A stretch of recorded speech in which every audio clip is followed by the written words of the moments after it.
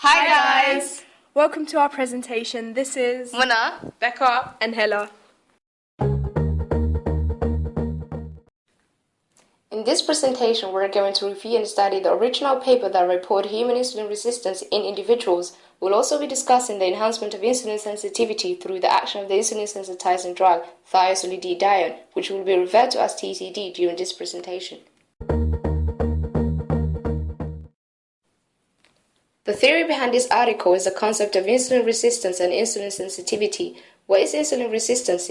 Insulin resistance is a pathological condition where the beta cells of the pancreas and liver make excess levels of insulin.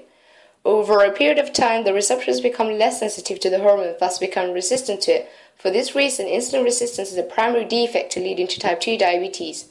What is insulin sensitivity? Conversely, insulin sensitivity is when normal or low levels of insulin are required to metabolize glucose, as the receptors are sensitive to insulin. An experimental study was carried out to analyze the effect of the insulin sensitivity drug called TZD on insulin-resistant receptors. This is a diagram that displays how insulin resistance occurs and how it eventually leads to type 2 diabetes. On the diagram, as you can see, the insulin receptors on the cells are no longer able to bind properly to the insulin, hence resulting in a defect in the signaling to GLUT4, which is a glucose transporter. Glucose is then unable to enter the cells, leading to a rise in glucose levels in the blood. Thiazolidinediones are insulin-sensitizing drugs that are used to treat type 2 diabetes. These drugs enhance insulin sensitivity by improving glucose metabolism within our body. TZDs are ligands of peroxisome polypyrrolate activated receptors. The drug acts by activating the PPAR. These are a group of nuclear receptors which are only specific to PPAR. Once these PPAR receptors are activated, they produce coactivators such as a nuclear receptor coactivator 1, which then decreases the insulin resistance by enhancing insulin sensitivity within our body. In this study, 72 participants were used that had a range of insulin sensitivity. There were 3 ways in which this was measured.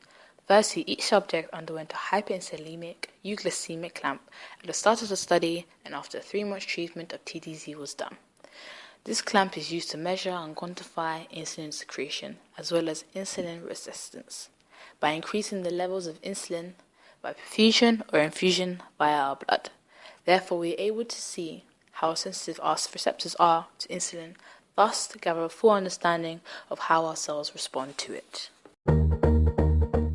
Secondly, the participants had to take TZD for 3 months to show whether or not it was actually the drug that caused the changes in gene expression of the enzymes of glucose metabolism.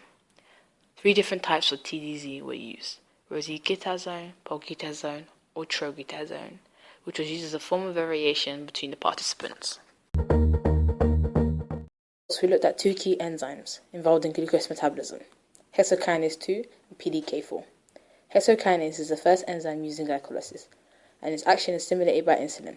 Usually IDZ subjects, gene expression of hexokinase 2 is suppressed due to their insulin-resistant receptors. In the experiment, in the pre-TDZ treatment, the NRD subject's gene expression of hexokinase 2 has increased due to the increasing levels of insulin. These results are shown in the post-camp results.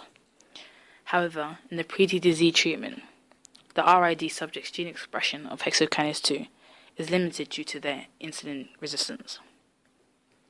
In fact, in the post-camp results, the gene expression of hexokinase 2 in RID subjects was 50% lower than in NRD subjects.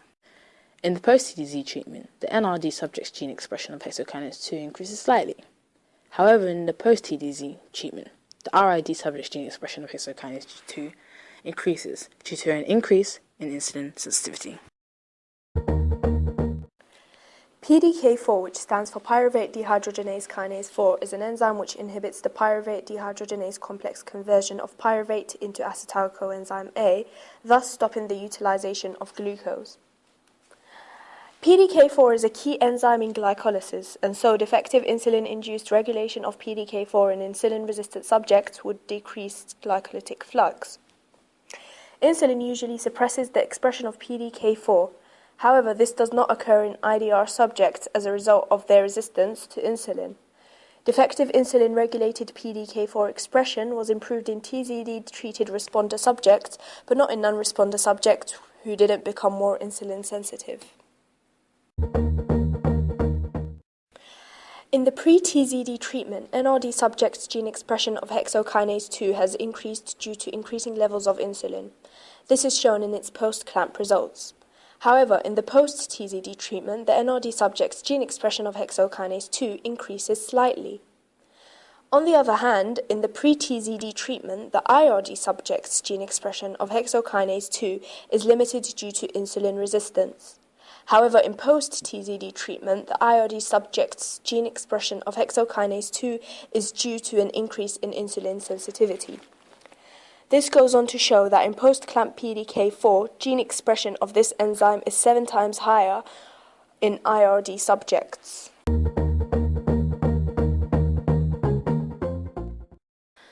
The human gene expression dataset is multidimensional and allows us to investigate fundamental questions about insulin resistance and TZD-induced sensitization.